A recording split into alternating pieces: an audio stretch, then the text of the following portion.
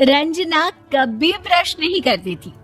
उसे कितनी बार उसके माँ बाप ने डांटा, लेकिन उसका कोई असर उस पर होता ही नहीं था, जिस कारण से उसके दांत पीले पीले हो जाते हैं।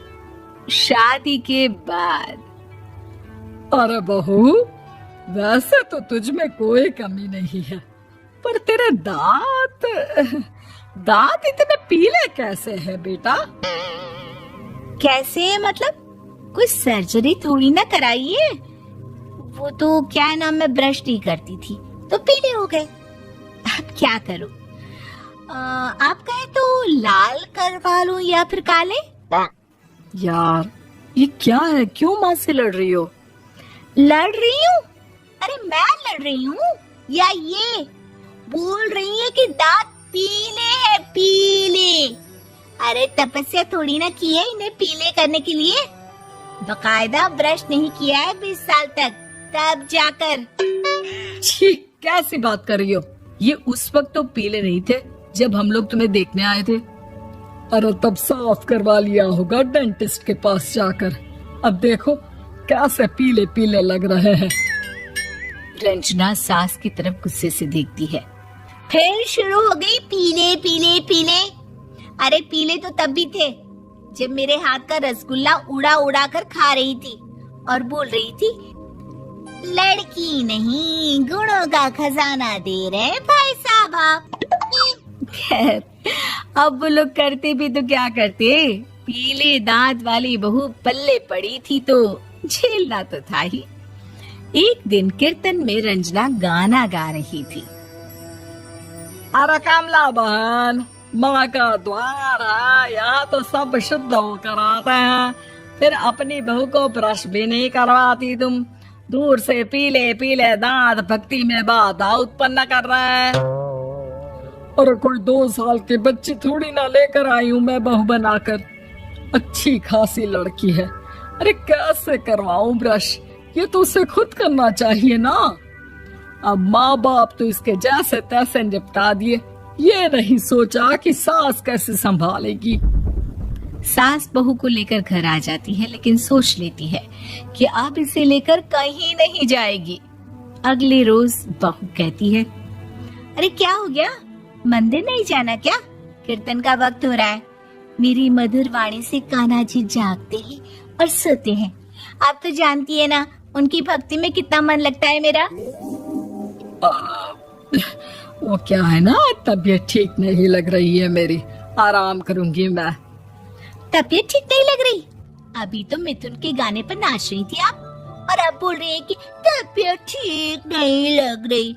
अरे भक्ति में मन लगा लो सासू माँ, ऊपर जाना है, क्या मुंह दिखाओगी आप? हाँ? सास को बहू की बात पर गुस्सा आ जाता है। मैं क्या मुंह दिखाऊंगी, इसकी चिंता तो ना कर, समझी? अपने मुंह की चिंता कर, जो ये पीले पीले दांत लेकर हर जगह पहुंच जाती है। पता है लोग कितना मजाक बनाते हैं। ना जी ना, मैं नहीं जाना कहीं तेरे साथ। तो ये बात है। कोई ना, मत जाओ, मैं अपने कमरे में ही बैठकर भक्ति कर लूंगी। ऊपर वाला दांत थोड़ी ना देखता है, मन देखता है, भावना देखता है।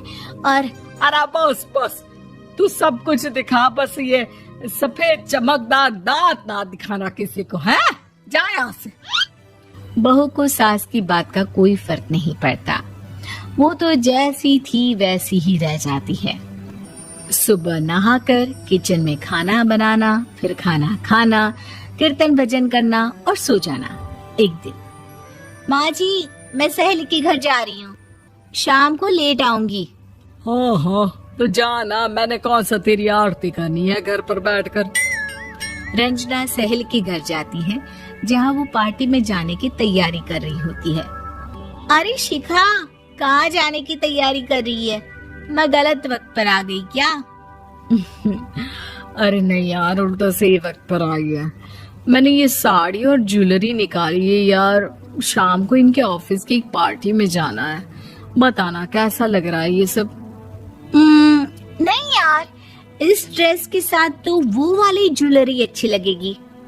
हाँ हाँ सही बोल रही है, मैंने ध्यान ही नहीं दिया। वैसे तो हमेशा से मस्त फैशन सेंस रखती है। तू तो बड़ा जाती होगी ना पति के साथ पार्टी में। रंजना कुछ नहीं बोलती, बस सोचती है कि यार काश ये बात सही हो जाती। पर मैं क्यों नहीं जाती पार्टी में? क्या इन लोगों की कोई पार्टी होती नहीं होगी? रंजना घर आती है और रात में पति से सवाल करती है, एक बात बताइए, आप मुझे किसी पार्टी में क्यों नहीं ले जाते? क्या आपकी यहाँ ऑफिस में पार्टी नहीं होती? पति बेचारा क्या कहता कि दांत पीले हैं तुम्हारे इसलिए। अरे कोई पार्टी होती नहीं हम लोगों के ऑफिस में, तो कहाँ से लेकर जाऊं? और मार्केट, मॉल, कहीं वीकेंड घूमना, कहीं तो। अरे यार सारे हफ्ते में एक छुट्टी मिलती है, तो सोचता हूँ कि आराम ही कर लूं। क्यों? रंजना मन मार के रह जाती है। पहले कभी सास के साथ मंदिर जाया करती थी, लेकिन वो भी सास ने ले जाना बंद कर दिया। घर बैठी बैठी रंजना बोर हो जाती है। तभी उसे आइडिया आता है और वो मायके जाने का सोचती है। सासू माँ, 2 दिनों के लिए मम्मी के घर जा रही हूँ। अच्छा ठीक है, आराम से जा। और हाँ, माँ से कुछ अच्छी आदत सीख कर आना कि कैसे शरीर के हर भाग की तरह दांतों की सफाई भी जरूरी होती है, समझी? शुरू हो गई ना आप? वो लोग आपकी तरह नहीं है कि छोटी छोटी बात का बतंगड़ बना दे। उन लोगों के लिए मैं मायने रखती हूँ, ना कि मेरे पीले पीले दांत। रंजना माँ को बिना बताए उन लोगों को सरप्राइज देती है, लेकिन जैसे ही वो दरवाजे पर पहुंचती है, अंदर देखती है कि घर वाले कहीं जा रहे होते हैं।